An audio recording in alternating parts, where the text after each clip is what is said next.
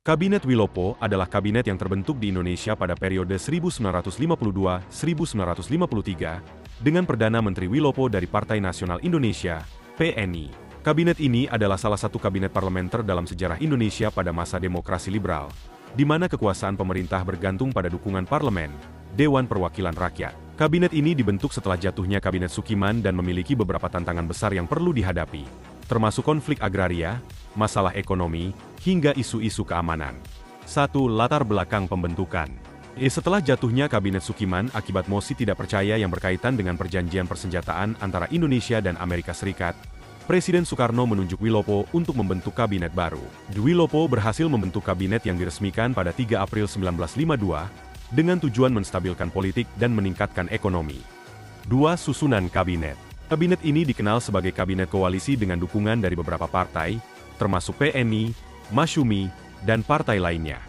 Selain Wilopo sebagai Perdana Menteri, beberapa tokoh penting dalam kabinet ini adalah Ali Sastro Amidjojo sebagai Menteri Pendidikan, Pengajaran, dan Kebudayaan, Sumitro Joyohadikusumo sebagai Menteri Keuangan, Iwa Kusuma Sumantri sebagai Menteri Pertahanan.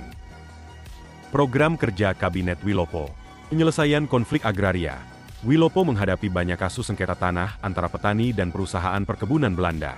Salah satu insiden besar adalah peristiwa Tanjung Morawa di Sumatera Utara, yang menyebabkan kekacauan dan berujung pada pertikaian antara petani dan aparat keamanan. Stabilisasi ekonomi. Mengurangi ketergantungan ekonomi pada impor dan mendorong ekspor, terutama dari sektor agrikultur dan perkebunan. Meningkatkan pendidikan dan pembangunan sosial. Ali Sastro Amidjojo berusaha memperbaiki sistem pendidikan dan mengurangi tingkat buta huruf di Indonesia. Pembenahan keamanan nasional. Kabinet Wilopo harus menghadapi ancaman pemberontakan dan ketidakstabilan di beberapa daerah, termasuk ancaman Darul Islam Tentara Islam Indonesia, DTII, di Jawa Barat. 4. Peristiwa Tanjung Morawa. Salah satu insiden paling signifikan yang terjadi selama Kabinet Wilopo adalah peristiwa Tanjung Morawa pada Maret 1953 yang menyebabkan krisis politik besar. Peristiwa ini melibatkan konflik agraria antara petani lokal yang ingin menggarap lahan dengan perusahaan perkebunan Belanda. Ketegangan ini berujung pada bentrokan yang menyebabkan jatuhnya korban jiwa. Kasus ini memicu mosi tidak percaya di DPR terhadap kabinet, yang akhirnya berkontribusi pada jatuhnya Kabinet Wilopo. 5. Akhir masa jabatan. Pada 2 Juni 1953, kabinet ini jatuh setelah Wilopo mengundurkan diri menyusul mosi tidak percaya di DPR akibat insiden Tanjung Morawa. Setelah itu, kabinet digantikan oleh Kabinet Ali Sastro Amidjojo I. 6. Peninggalan dan dampak Kabinet Wilopo. Kabinet Wilopo menjadi pelajaran penting dalam sejarah politik Indonesia mengenai tantangan yang dihadapi dalam menjalankan pemerintahan koalisi di bawah sistem parlementer. Peristiwa Tanjung Morawa meninggalkan dampak besar dalam upaya reformasi agraria di Indonesia dan menunjukkan kerentanan politik yang dapat mempengaruhi stabilitas pemerintahan. Kabinet Wilopo menunjukkan bagaimana pemerintah saat itu berusaha menyeimbangkan aspirasi rakyat dengan realitas politik, meskipun pada akhirnya menghadapi kegagalan yang berujung pada jatuhnya kabinet. Pada periode demokrasi parlementer di Indonesia, 1950-1959, Kabinet Wilopo merupakan salah satu kabinet yang dihadapkan dengan tantangan besar dalam kondisi politik yang tidak stabil. Kabinet Wilopo, April 1952, Juni 1953, dipimpin oleh Perdana Menteri Wilopo dari Partai Nasional Indonesia, PNI, dan berusaha untuk menstabilkan kondisi politik serta menghadapi masalah ekonomi yang serius. Berikut adalah beberapa aspek penting dalam analisis kondisi politik pada masa Kabinet Wilopo. 1. Instabilitas politik dan kabinet. Demokrasi parlementer di Indonesia saat itu diwarnai oleh frekuensi pergantian kabinet yang sangat tinggi.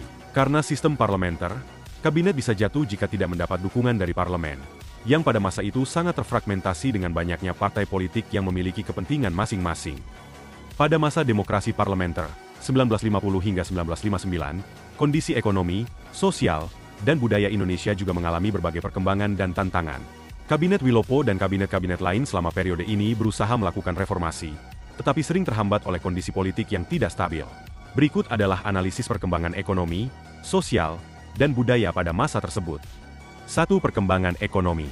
Ekonomi yang lemah dan krisis inflasi. Setelah kemerdekaan, ekonomi Indonesia berada dalam kondisi yang sangat lemah akibat kerusakan infrastruktur dan ekonomi selama masa penjajahan dan perang kemerdekaan. Di bawah Kabinet Wilopo, pemerintah menghadapi inflasi tinggi karena kurangnya kontrol atas sektor ekonomi dan defisit anggaran. Upaya stabilisasi ekonomi sulit dilakukan karena tingginya biaya untuk mempertahankan militer dan mengatasi pemberontakan di berbagai wilayah. Sumber daya ekonomi negara belum sepenuhnya pulih dan dikuasai oleh pihak asing, terutama di sektor perkebunan dan pertambangan. 2. Perkembangan sosial, pertumbuhan populasi dan urbanisasi. Pada masa ini, pertumbuhan populasi mulai meningkat seiring dengan urbanisasi. Banyak penduduk desa yang pindah ke kota untuk mencari pekerjaan di sektor formal. Namun, terbatasnya lapangan pekerjaan menyebabkan pengangguran dan kemiskinan perkotaan.